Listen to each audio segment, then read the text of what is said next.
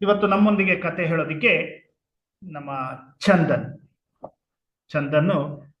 ಯಾವ ಒಂದು ಕತೆನ ಹೇಳ್ತಾನೆ ಅನ್ನೋದನ್ನ ನೋಡೋಣ.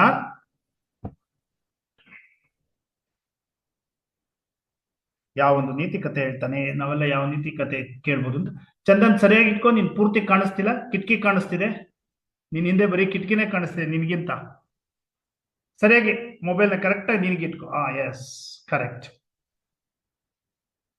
ಈಗ ಚಂದನ್ ಕತೆ ಹೇಳ್ತಾನೆ, ನಾವೆಲ್ಲ ನೋಡೋಣ.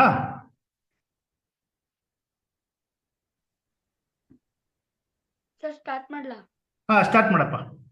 ನನ್ನ ಹೆಸರು ಚಂದನ್ TS. ನನ್ನ VMS ನಂಬರ್ 561. ನಾನು ಹೇಳುತ್ತಿರುವ ಕಥೆಯ ಹೆಸರು ಚಿನ್ನದ ಕೊಡಲಿ. ಒಂದು ಊರಿನಲ್ಲಿ ಇಬ್ಬರು ಕಟ್ಟಿಗೆ ತೆರೆಯುವವರು ಇದ್ದರು. ಅವರ ಹೆಸರು ನಂದನ್ ಮತ್ತು ವಂದನ್. ನಂದನ್ ಪ್ರತಿದಿನ ಬೇಗನೆ ಎದ್ದು ಕಟ್ಟಿಗೆ ತೆರೆಯಲು ಹೋಗುತ್ತಿದ್ದ. ಆದರೆ ವಂದನ್ ಅವನು ಸೋಂಬೇರಿ, ಬೇಗನೆ ಎದ್ದೇಳುತ್ತಿರಲಿಲ್ಲ. ಅವನು ಸೂರ್ಯವು ನೆತ್ತಿಯ ಮೇಲೆ ಬಂದಾಗ ಎದ್ದೇಳುತ್ತಿದ್ದ. ನಂದನ್ ಜಾಸ್ತಿ ಕಟ್ಟಿಗೆ ತೆರೆದುಕೊಂಡು ತರುತ್ತಿದ್ದ, ಆದರೆ ವಂದನ್ ಸ್ವಲ್ಪ ಕಟ್ಟಿಗೆ ತರುತ್ತಿದ್ದ. ಹೀಗೆ ಒಂದು ವರ್ಷದಲ್ಲಿ ನಂದನ್ ಕಟ್ಟಿಗೆ ಮಾರಿ ಸ್ವಲ್ಪ ನಾಣ್ಯವನ್ನು ಸಂಗ್ರಹಿಸಿದ. ಆ ನಾಣ್ಯದಲ್ಲಿ ದೊಡ್ಡ ಮನೆ ಕಟ್ಟಿದ. ಸ್ವಲ್ಪ ದಿನಗಳ ನಂತರ ಮದುವೆ ಮಾಡಿಕೊಂಡು ಬಂದ. ಅದನ್ನು ನೋಡಿದ ವಂದನ್, ನಾವಿಬ್ಬರು ಕಟ್ಟಿಗೆ ತೆರೆಯುವವರೇ, ಅವನು ಮಾತ್ರ 1 ವರ್ಷಕ್ಕೆ ಇದನ್ನೆಲ್ಲ ಮಾಡಿಕೊಂಡ ಎಂದು ಯೋಚಿಸಿದ. ಆದರೆ ನಂದನ್ ದಿನ ಬೇಗನೆ ಎದ್ದು ಕಟ್ಟಿಗೆ ತೆರೆಯಲು ಹೋಗುತ್ತಿದ್ದ. ಆದರೆ ವಂದನ್ ಹಾಗೆಯೇ ಇದ್ದ. ಒಂದು ದಿನ ನದಿಯ ತೀರದಲ್ಲಿ ಒಂದು ಮರ ಕಾಣಿಸಿತು. ಆ ಮರ ಚೆನ್ನಾಗಿದೆ, ಅದು ಕಟ್ಟಿಗೆ ಕೂಡ ದಪ್ಪ ಇದೆ ಎಂದು ಹೇಳುತ್ತಾ ಅದರ ಮೇಲೆ ಹತ್ತಿ ಒಂದು ಕೊಂಬೆ ತೆರೆಯುತ್ತಿರುವಾಗ ಅವನ ಕೊಡಲಿ ನೀರಿಗೆ ಜಾರಿ ಬಿತ್ತು. ಅವನು ಆ ಮರದಿಂದ ಕೆಳಕ್ಕೆ ಇಳಿದು ಅಯ್ಯೋ ನನ್ನ ಕೊಡಲಿ ಅಳುತ್ತಾ, ಹೇ ಜಲದೇವ, ನನಗೆ ಸಹಾಯ ಮಾಡು ಎಂದು ಹೇಳಿದನು. ಆಗ ಜಲದೇವ ಹೊರಗೆ ಬಂದರು. ಆಗ ಅವರು ಏನು ಬೇಕು ಎಂದು ಕೇಳಿದರು. ಆಗ ನಂದನ್, ನನ್ನ ಕೊಡಲಿ ನೀರಿಗೆ ಜಾರಿ ಬಿತ್ತು ಎಂದು ಹೇಳಿದನು. ಆಗ ಜಲದೇವ ನೀರಿನ ಒಳಕ್ಕೆ ಹೋಗಿ ಚಿನ್ನದ ಕೊಡಲಿಯನ್ನು ತಂದರು. ಇದು ನನ್ನದಲ್ಲ ಎಂದು ಹೇಳಿದನು. ಪುನಃ ನೀರಿನ ಒಳಕ್ಕೆ ಹೋಗಿ ಬೆಳ್ಳಿ ಕೊಡಲಿಯನ್ನು ತಂದರು. ಇದು ನನ್ನದಲ್ಲ, ನನ್ನ ಕೊಡಲಿ ಕಬ್ಬಿಣದಿಂದ ಮತ್ತೆ ಕಟ್ಟಿಗೆಯಿಂದ ಮಾಡಕಂತದ್ದು ಅಂತ ಹೇಳಿದನು. ನೀರಿನ ಒಳಕ್ಕೆ ಪುನಃ ಹೋಗಿ ಅದನ್ನು ತಂದರು. ಅದನ್ನು ನೋಡುತ್ತಾ ನಂದನ್, ಇದೇ ನನ್ನದು ಅಂತ ಹೇಳಿದನು.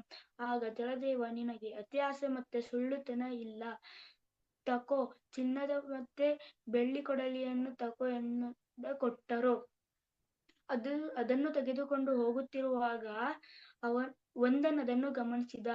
ಅದರ ಬಗ್ಗೆ ನಂದನ್ ಅವನ ಹೆಂಡತಿಗೆ ಹೇಳುತ್ತಿರುವಾಗ ವಂದನ್ ಅದನ್ನು ಕೇಳಿಸಿಕೊಂಡ. ವಂದನ್ ನದಿ ಹತ್ತಿರ ಹೋಗಿ ಅವನ ಕೊಡಲಿಯನ್ನು ನದಿಗೆ ಎಸೆದ. ಅವನು ಅಳುತ್ತಿದ್ದ. ಆಗ ಜಲದೇವ ಬಂದರು. ಅವನು ಕೂಡ ಹಂಗೆ ಹೇಳಿದ. ಆಗ ಜಲದೇವ ನೀರಿನ ಒಳಕ್ಕೆ ಹೋಗಿ ಅದನ್ನು ತಂದರು. ಇದು ನನ್ನದಲ್ಲ ಅಂತ ಹೇಳಿದನು. ಪುನಃ ನೀರಿನ ಒಳಕ್ಕೆ ಹೋಗಿ ಬೆಳ್ಳಿ ಕೊಡಲಿಯನ್ನು ತಂದರು. ಇದು ನನ್ನದಲ್ಲ ಅಂತ ಹೇಳಿದನು. ಪುನಃ ನೀರಿನ ಒಳಕ್ಕೆ ಹೋಗಿ ಚಿನ್ನದ ಕೊಡಲಿಯನ್ನು ತಂದರು. ಇದೇ ನನ್ನದು ಅಂತ ಹೇಳಿದನು. ಆಗ ಜಲದೇವ, ನನಗೆ ಅತಿ ಆಸೆ ಮತ್ತೆ ಸುಳ್ಳುತನ ಇದೆ ಎನ್ನುತ್ತಾ ನೀರಿನ ಒಳಕ್ಕೆ ಹೋದರು. ಆಗ ವಂದನ್, ಅಯ್ಯೋ ನನ್ನ ಕೊಡಲಿ ಎನ್ನುತ್ತಾ ಅಳುತ್ತಿದ್ದ. ಈ ಕಥೆಯ ನೀತಿ, ಅತಿ ಆಸೆ ಗತಿ ಕೇಡು. ಜಯರಾಮ್ ಕೃಷ್ಣ.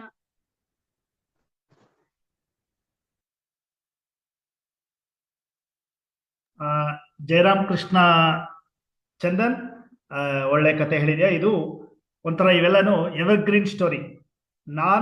ನಿನ್ನ ವಯಸ್ಸಲ್ಲಿದ್ದಾಗ್ಲೂ ಈ ಕಥೆನ ಕೇಳಿದ್ದೆ. ಅಂದ್ರೆ ಎಷ್ಟು ವರ್ಷ ಆದ್ರೂ ಇಂಥ ಕಥೆಗಳು ಹೋಗೋದಿಲ್ಲ. ಯಾಕೆಂದ್ರೆ ಅಂತ ಒಂದು ನೀತಿಯನ್ನು ಹೊಂದಿರುವಂತ ಕಥೆಗಳು. ಇದೇ ನಮ್ಮ ಭಾರತೀಯ ಒಂದು ಸಂಸ್ಕೃತಿ ಅಂತಂದ್ರೆ, ನಾವು ಯಾವತ್ತೂ ಕೂಡ ಪರಂಪರೆ ಹೇಗೆ ಮುಂದುವರ್ಸ್ಕೊಂಡು ಹೋಗ್ತಿದೆ ಅನ್ನೋಂಗೆ ನಮ್ಮ ಸಂಸ್ಕೃತಿ ಹೇಗೆ ಮುಂದುವರ್ಸ್ಕೊಂಡು ಹೋಗುತ್ತೆ ಪರಂಪರೆಯಿಂದ ತಲೆಮಾರಿಂದ ತಲೆಮಾರಿಗೆ ಹೋಗೋದಕ್ಕೆ ಈ ತರದೊಂದು ಎಷ್ಟೊಂದು ಕಥೆಗಳಿದೆ.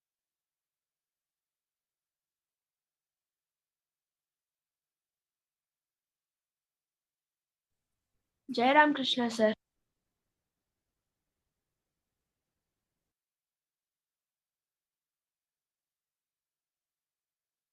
ಜಯರಾಮ್ ಕೃಷ್ಣ ಸರ್.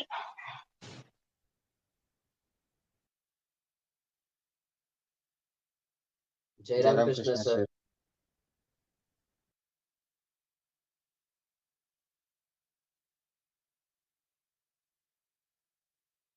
ಜಯರಾಮ್ ಕೃಷ್ಣ.